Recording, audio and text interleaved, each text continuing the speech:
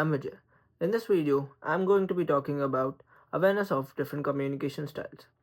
Effective communication is the key to any successful organization, but there's always a catch, right? In this case, the catch is that there are so many different communication styles and you need to adapt to them.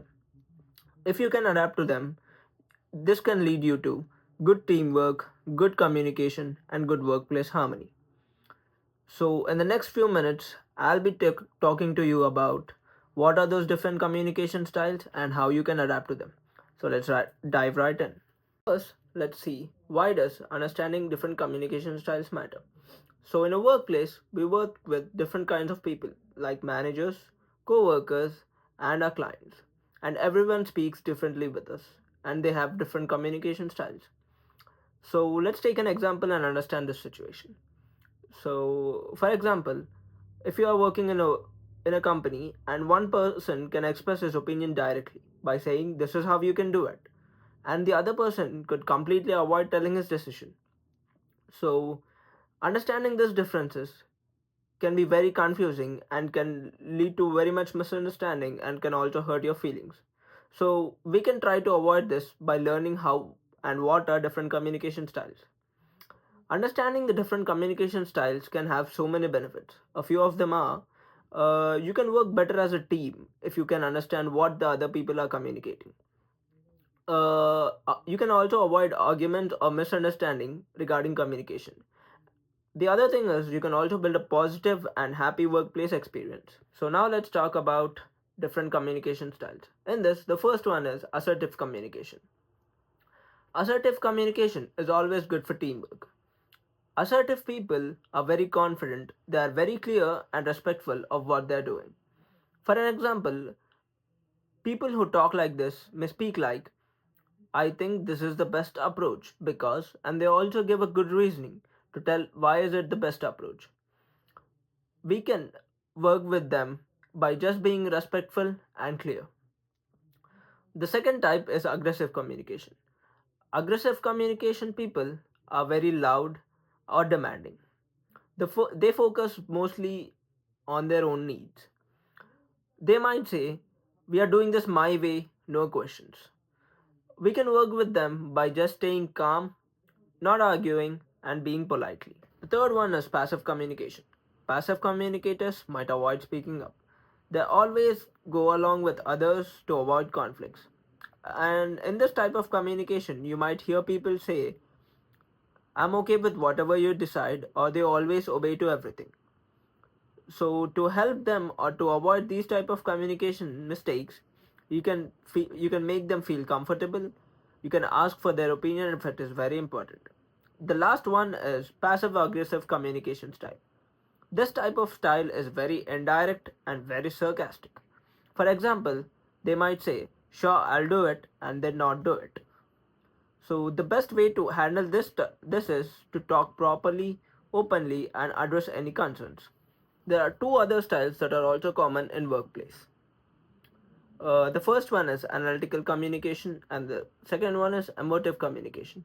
In analytical communication, people like data and facts. They might say like, let's just check with some numbers before deciding. To work with these kinds of people, you need to be very logical and focus on details. The last one is emotive communication.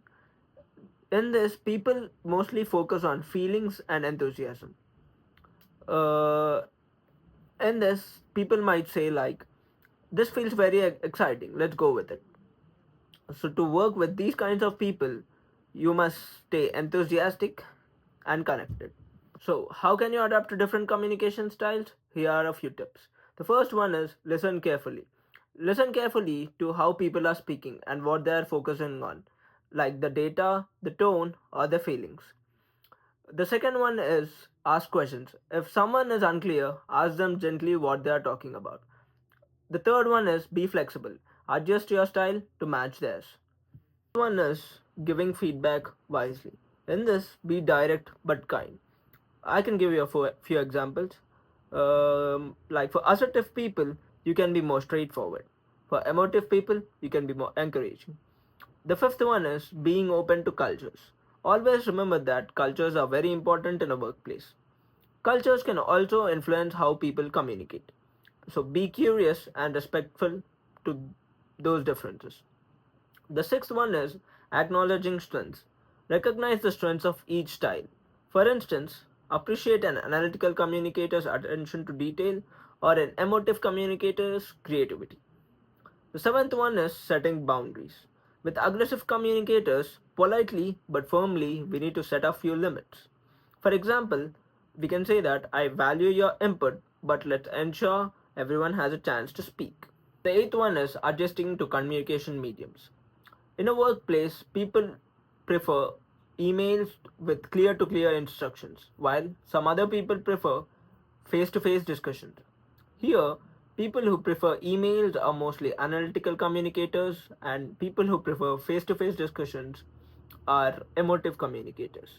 So, you need to adapt your way of delivering the messages to them. The tenth one is staying positive. Keep the tone of your communication calm and constructive. Even when addressing issues, focusing on solutions rather than problems. The 11th one is recognize emotional triggers. Be mindful of topics or tones that might upset or frustrate certain communicators. For example, avoid overly critical feedback with passive or emotive communicators. The last one is being clear and concise. With all styles, clarity is the key.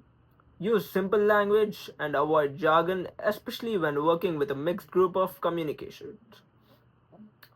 There's also a final one, which is asking for feedback. You can help yourself by asking feedback.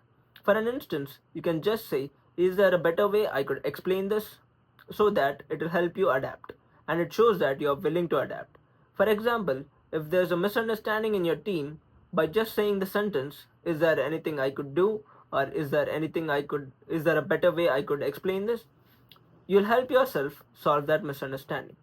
To wrap up, understanding communication styles makes work easier and relationships strong. Thank you for watching. Let's all work on making communications at our workplace smooth and effective. See you next time.